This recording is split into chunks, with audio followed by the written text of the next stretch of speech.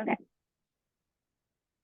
Assalamu alaikum, everyone. Welcome back to Rising Convert podcast. I'm super excited as I have my second guest on the show, and I'm really pumped to really share and connect with you, Tanya. I'm going to pass it off to you. Tell us a little bit about who you are and what brought you to come on board and share your story here on Rising Convert. Salamu alaikum. I am Tanya. I am 25 years old. And my background, I have been born and raised in Canada and United States, but my background is Palestinian. What intrigued me to come on to this podcast was to share my experience with Islam. And, I know that there are such a variety of people in their journey in Islam, and maybe someone might connect with me, or I might be able to connect with someone. And so I think it's really good to hear more stories about different kind of people. Yeah, definitely. And I'm super excited. We're so lucky to have you. Alhamdulillah, we are here in this space and connecting.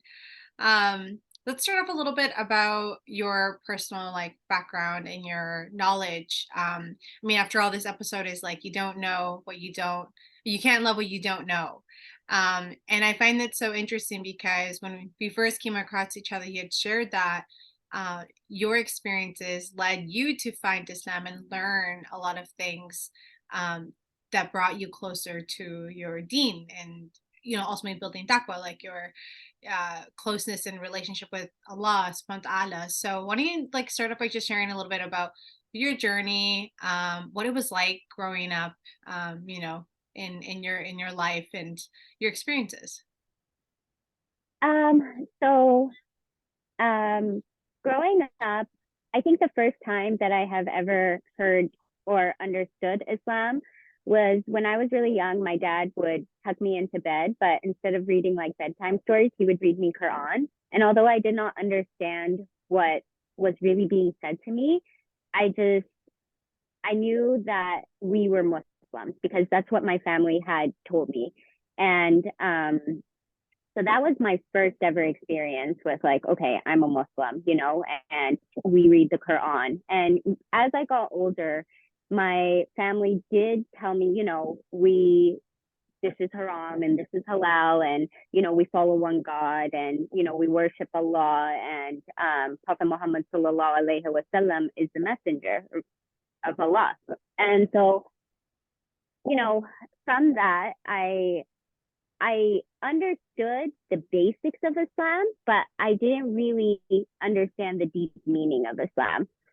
I know that there's a saying out there that says, like, you don't really understand Islam until you find it yourself. And so I think throughout my life, growing up in the West and going to a public school and not having very many Muslim friends, especially my family, I would say, is more liberal Muslim. So it was never forced upon me. If I ever had questions, I could definitely ask about it, but it wasn't brought up too much in the home. So growing up, I knew that I was Muslim, but I didn't know really anything about Islam. And then my grandma, actually, I started to go visit her every weekend in her house, and I would stay there, and I would see that she would be praying and reading Quran, and I was like, oh, why is she doing that? And she explained to me a bit about it. And so from there, I started to understand a little bit more, and I started to get curious and ask more questions.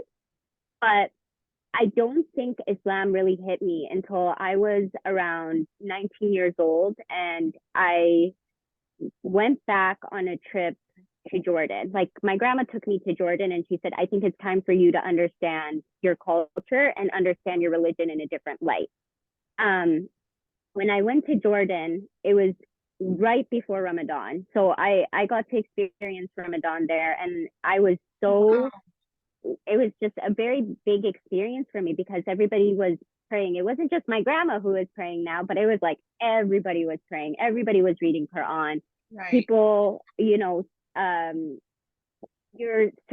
in a Muslim country, so Islam is presented in a much different way than Islam was presented to me in the West. And they had told me, they're like, okay, Ramadan is coming up, we need to fast. And I was like, well, like I understood we needed to fast, but I didn't understand why. And so they Yeah. explained to me why we needed to fast. And I had never in my life read the Quran past Surah Al Baqarah, but for the first time in my life, I read past Surah Al Baqarah, and I was like, whoa. Yeah. Like it Yeah. was just, I understood it in such a different aspect. And so I got to stay there for 4 months. So my spirituality grew immensely. I mean, you're surrounded by it all day, all night, and everyone around you is practicing. It's definitely a different environment. When I came back to Canada, I fell off of it. And I think it was because I wasn't surrounded by it, and I still didn't understand fully everything. Right. Then there came a, oh, sorry. Sorry, Tanya. I'm so curious. I Mm, just wanted to touch on a part that you mentioned. You were saying the way you were brought up and the way Islam came up at home was not similar to how your when you went to go visit your grandma. In what ways can you just maybe share like an example of what you mean by that? Like how did it show up at your grandma's house versus how it showed up in your own home? in my grandma's house, like, so in my own home, how, like, my dad's perception is you follow the religion from your heart, and we don't force anything upon you, kind Right. of thing. So he never really brought it up to me. We followed the basic rules, like don't eat pork, Yeah. said be good to your parents. But when I went to my grandma's house, it was more spiritual and more involvement. She's like, Allah is loving, Allah is merciful. So she made me understand about Allah in a different sense. While at home, it wasn't, it wasn't very much talked about, or very much, you Right. know, It almost yeah, sounds like you know that you were a Muslim, and it sounds like you have a general idea of like a part of your identity and like being a Muslim, and it sounds like it was also very much at your choice as you please without having to feel like you're drowning in something.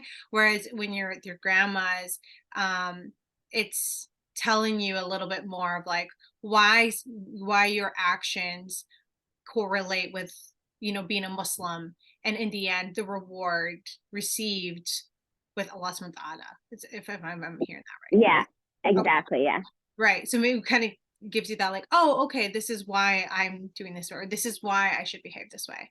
Okay. yeah, And do you think that same sort of I guess perspective, like being at your own childhood home and then your grandma's was the same sort of like feeling that you got when you went to Jordan and then came back to Canada and you're like, okay, it's different because you didn't get yeah, that spiritual like sense of feeling in the air. Is that, do you think that was lost? yeah, I think so. I think it's it's definitely like influential, right? Like who you surround yourself with is your environment, what you might Right. like be. So I think when I came back, it was more like, okay, I'm not surrounded by it. No one's really doing the things that, or no one is appreciating Islam or practicing on it like the way that it was in Jordan. Right. More of a different perspective. So when I came back, I had fell off of it for a little bit, but I think it took it took a difficult experience in my life to reconnect back with Allah. But this time I wasn't doing it because I was surrounded by like different people. Mm, I had fallen upon it, and you know, I definitely think that Allah puts obstacles in our ways to bring us back to Him. And this time I I had I had discovered Him through a difficulty in my life. And this time it wasn't because my grandma was doing it or because I was in Jordan. This time I did my own research, and I started practicing it on my own, and then the knowledge started to come. I started to listen to podcasts. I started to listen. I think the first person I listened to was Mufti Mank, and he's really funny and he's really great. yeah. um, Mhm. Well yeah, known too. Yeah, no, that was one of the first ones that I've heard as well. Like instantly YouTube. I mean, it's also the first one you hear about a lot and people tend to share. Mufti Mink. So Yeah. um, Yeah. awesome. Okay. So yeah. So interesting. So why don't you tell me a little bit more about like that feeling of what sounds like you're no longer naturally inheriting something that was given to you and brought up to you when you're young. It was now just something that it was like a choice, like a personal choice. So I know you talked about going into like going through like difficulty and that brought you back and that made you want to search. Um, was there already something about Islam or about Allah subhanahu wa ta'ala or about your throughout your spirituality journey that made you be like, okay, like, yes, it makes sense for me because of this difficulty I'm going through that I want to learn more about Islam. Was there anything in particular that you already knew that made you want to turn that direction? I think all my life I felt like I feel like everybody is gifted this, the fitra, like where you have this feeling in your heart like Allah is there. And I think all my life I felt like he was there. I felt like he was close, and I felt like I could relate to him or connect with him.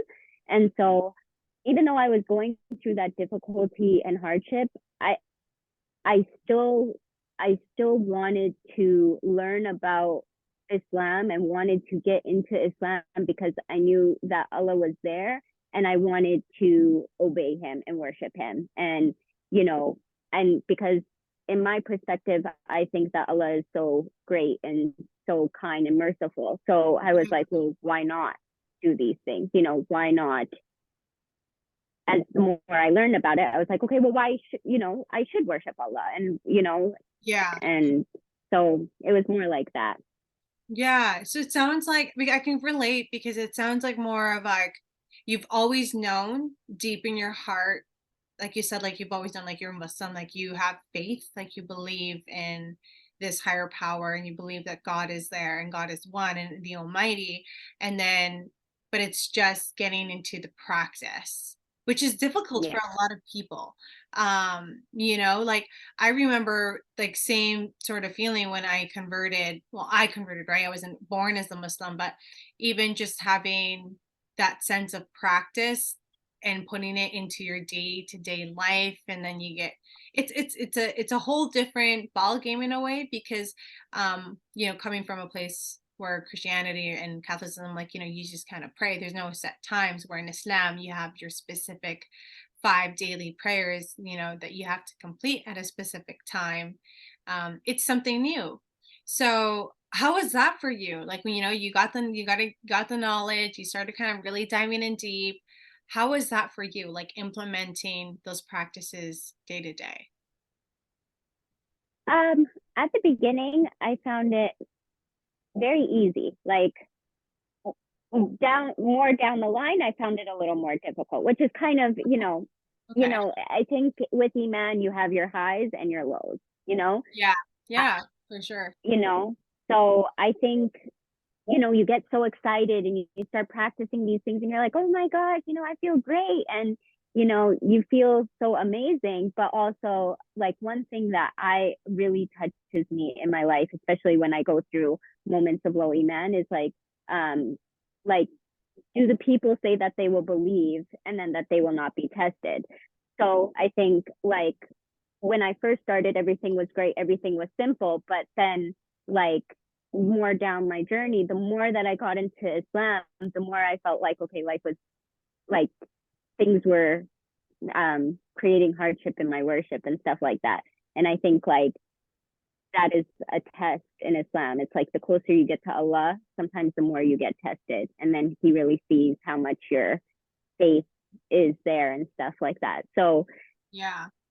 yeah, I mean, I I stand by, I think prayers are extremely important, and I think they, like, when I am missing a prayer or I miss, like, something that I do on my regular daily practice, I do feel empty inside and I feel like everything is off. So Right. even if times are difficult, I still try to stick by them because now it's very important for me.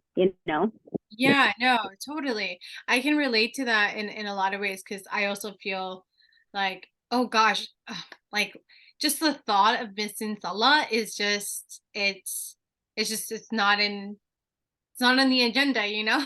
So Yeah. I hear you 100%. And you talked about the ups and downs and, you know, as you continue to learn more, hardships can come. And it's true, like Allah subhanahu wa ta'ala will always put challenges and obstacles. Like not everything is going to be peaches and rainbows, as I always like to say. And just, there's always something or someone who may come along the way and test you and try to pull you away. And I agree with you in that sense of what sounds like prayer is, if you have that locked in, that's just your moment and connection with Allah subhanahu wa ta'ala again, to like reground and Yeah. realign yourself for the day or for the week and for the month. um so what would you say was like peak moment from your journey where you're like, okay, I've learned so much about Islam already, I feel more connected, like this is it, like I'm now fully devoted myself into Islam? Was it right away, um after you turned into it during that time of difficulty, or did it take some time? I think it took some time. I remember a day when I actually came into my room and I just felt so amazing about Islam that I made a prayer and I said, Ya Rab, I am so happy with Islam. This is it for me, And I remember that day. It took a while for me to get there. I was praying for quite a while. I would say consistently for around 2 to 3 years before I got to that point. So it was, it just, I don't know. I think reading the Quran and the feeling that I got, and when I was praying, and, you know, when I had called out to Allah in many times in my life, and I felt like He responded me, I was like, that it's not because just because he responded me, but because I saw the beauty of Islam. I saw that, like, the way that the Quran speaks about how you should practice your life or how you should, do certain things. It just, all the beauty hit me at one moment, and I was like, this is what I want to do. This is what I want to practice. Yeah. Yeah, that's amazing. How old were you when you was like, wow, okay, this is it? Like this moment that you're talking about. How old were you, would you say? I would say I was about 22. Okay. And Yeah. your journey, or I guess, I don't know, I don't actually, I don't want to say that, but at 19 is when it really started for you. Is that what you had said? Yeah. So it took time then. And when you It took reflect time. on that, um, what is something that you would say, like, that you consistently kept doing to get to the point where you're like, okay, I've I've established a solid foundation relationship in my spiritual or faith, and in this religion? Like, what would you say that's something that you did consistently that landed you to this feeling that you just described? Um, Talking to Allah, and trying my best, trying the best that I can do. There have been moments where I have been on prayer and fallen off of prayer, or I have read Quran and, there have been periods where I haven't, but trying your best every day and at least thinking about Allah every single day and just communicating with Him and talking to Him will get you where you want to be eventually. It's in spirituality, or like in Islam, it's like, if you're not where you want to be, but you make an effort, you will find your way to where you want to go. Yeah, no, subhanAllah. I mean, inshallah, like that's Yeah. for everyone who is like on this path of trying to find or close the gaps that maybe they're missing in their faith and or as Muslims.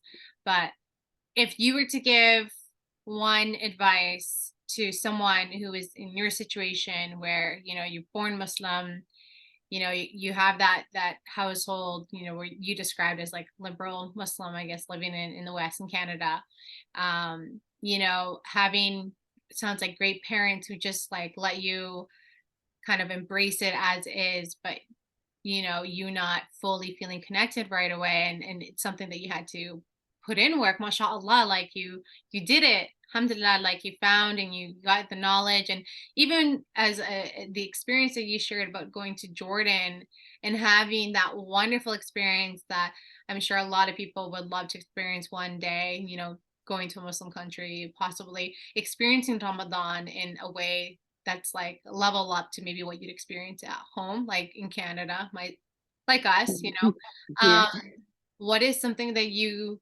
would give advice someone who's in your shoes, um, or has shared relative similar experiences? I think, um, something that I would say is seek knowledge from yourself. I think that's such an important aspect of our religion is to seek knowledge and to go searching for information. If you're curious about something, look it up and, listen to some khutbahs. Be honest and sincere with yourself. I think that is important, but also more important than that is being sincere and honest with Allah and not to put so much pressure on yourself. I think a lot of like, especially, looking online and seeing where other people are at their journey, or sometimes we may fall, or sometimes, we may not be doing what other people are doing. I think that we really need to understand our relationship with Allah is personal, and that as long as you're trying your best and you mean it from your heart, just be patient and things will work out in the way that you hope. But don't be so hard on yourself and be like, I need to be like this right now, right here, and I need to Yeah, feel this way, you know. yeah, Um, yeah, it takes a lot of patience, and it's not always gonna be so pretty, but I think that's the beauty in it. yeah. Yeah. Yeah, you need a little spice. People always say that to, Yeah. to get you and to be where you want to be and to add a little bit of like, I guess, fun and in order to like people say like, you make mistakes, you learn from them and that's kind of honestly what happens. So, Yeah. what are some tools for that supported you when you were learning knowledge? I know that's something that I'm curious to learn about from you. Is like what are tools or it would maybe resources that you've watched or learned from, or things that you did that supported you when you were learning more about Islam? Um, so I am going to recommend this because I think this changed prayer for me completely. Um, Noman Ali Khan, he does tafsir on each verse of the Quran. Um, or yeah, and he explains Quran and Islam in a very beautiful way, and he's very knowledgeable. I I really recommend listening to, especially if someone is trying to understand prayer. Like I listened to it recently, and I didn't understand prayer the way that he explained it. But that is the way that he explains Quran. It opens up my eyes to a lot of things. So I really recommend him. He's been a big part of my journey of learning about Islam. And I also really enjoy Yasir Kahadi. I think he's very, very good at explaining Islam as well. But other than just listening to certain people who speak about Islam, I think it's also important to read Quran on your own. Sometimes things reflect to you, or yeah, you connect to things that maybe someone else may not understand and be able to describe it to you. Like I truly believe that the Quran is a love letter from Allah. Allah knows how you're feeling, and sometimes when you read the Quran, you're like, I'm going through this experience, and this is how I should react. Yeah, So that's that's something that I think is very important. And tafsir, I like Kathir ibn Kathir. So if sometimes I don't understand something in the Quran, I yeah, Google the yeah, tafsir about it. Very good. Yeah. Um, so those are my main tools right now. yeah. Yeah. And I can relate to that too, because it's I always say you always hear it like there's like again Said Ahmad. There's also I can't say it. Is it Numan? How do you say his spelling? Numan Ali Khan? Is that right? Yeah, I think so. Yeah. I'm not very good with memorizing names. And then I think there was another one that was like Said Mustafa Al Kuzini. But I think in the three that I've listened to, at some point in their lectures or in their little mini short videos, I've also heard that they always say, people will go on and read so much of Quran, and it's almost like speed like, 'cause the goal is like you want to get through it. And I remember that was like how I felt in the beginning. I was like, I just want to read through it. Like that's the goal and kind of understand what's going on. Like I thought the English and the English transliteration. And then all three of them at one point, one of the lectures was like,